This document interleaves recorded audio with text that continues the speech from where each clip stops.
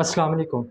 पिछले दिनों टाइटैनिक जहाज़ के मलबे को देखने के लिए 5 लोग समुंदर में गए और वो अपनी जान से हाथ धो बैठे, जिसमें 2 पाकिस्तानी भी शामिल थे। जिस टाइटैनिक जहाज़ के मलबे को देखने के लिए ये लोग जा रहे थे, बेसिकली वो इतना फ़ेमस क्यों है और वो कैसे डूबा था, उसकी थोड़ी-सी हिस्ट्री जानने की कोशिश करते हैं। आरएमएस टाइटैनिक, जो अपने ज़माने में दुनिया का सबसे बड़ा, लग्ज़री और महँगा जहाज़ था।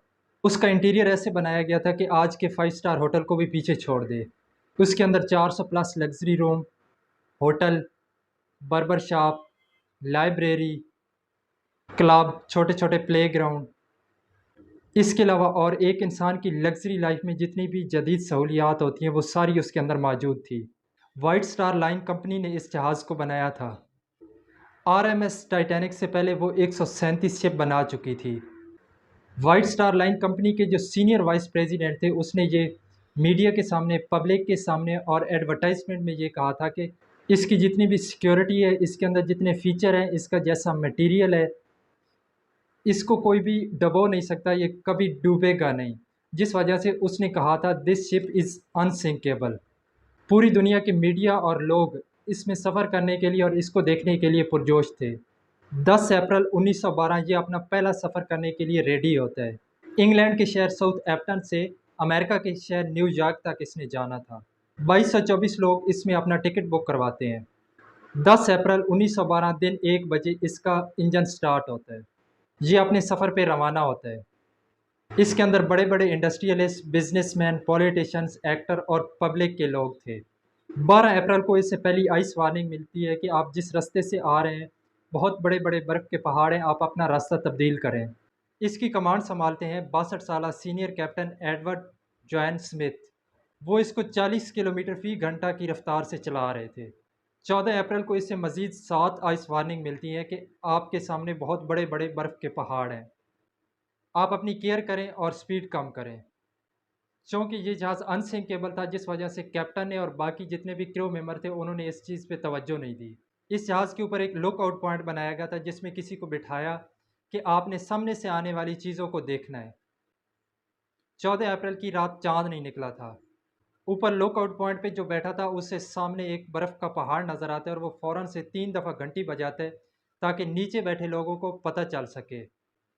11:39 पे वो घंटी बजाता है और साथ ही फ़ोन कॉल करके कहता है कि जहाज़ को लेफ़्ट मोड़ें। 11:40 पे ये जहाज़ 15 सेकंड तक उस बर्फ़ के पहाड़ के साथ टकराता हुआ चला जाता है।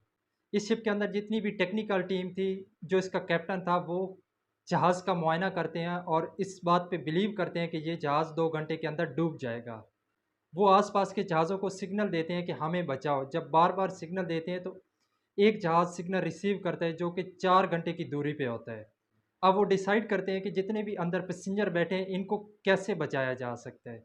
चूँकि ये जहाज़ अनसिंकेबल था, इसी वजह से उसके अंदर जो लाइफ़ बोट्स थी, वो सिर्फ़ 20 थी। फर्स्ट प्रायोरिटी औरतों और बच्चों को दी जाती है। बहुत सारी ख़वातीन अपने फैमिली को छोड़कर लाइफ़ बोट्स में जाने के लिए तैयार ही नहीं थी, क्योंकि हर पैसेंजर के माइंड में ये चीज़ थी कि ये अनसिंकेबल है, कोई टेक्निकल ख़राबी होगी, जहाज़ ठीक हो जाएगा और दूसरा जहाज़ हमें बचाने के लिए आ रहा है। जिस वजह से पहली बोट्स के अंदर 65 लोगों की स्पेस थी, लेकिन सिर्फ़ 28 लोग गए। वक्फ़े-वक्फ़े से ये बोट्स उतरती रही, अपनी स्पेस से कम लोगों को लेकर।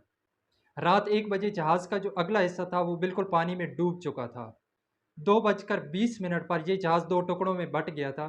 तब मुसाफ़िरों के दरमियान हंगामा शुरू हो गया और लोग लाइफ़ जैकेट पहनकर निकलना शुरू हो गए।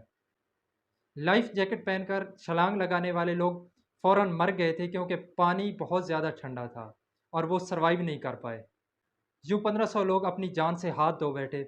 जो जहाज़ इनको बचाने के लिए आ रहा था, वो साढ़े 3 से 4 बजे के करीब वहाँ पहुँचता है और लाइफ़ बोट्स के अंदर जितने भी लोग थे, उनको बचा लेता है। अनसिंकेबल जहाज़ की ये कहानी ख़त्म हो जाती है।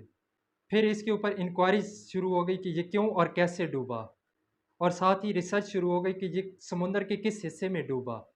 एक अमेरिकन ओशन एक्सप्लोरर और एक फ्रेंच ओशनग्राफर सितंबर 1985 में एक मलबा तलाश करने में कामयाब हो जाते हैं कि ये जहाज़ समुंदर के इस हिस्से में डूबा है। ये एक उसकी छोटी सी कहानी थी। शुक्रिया, अल्लाह हाफ़िज़।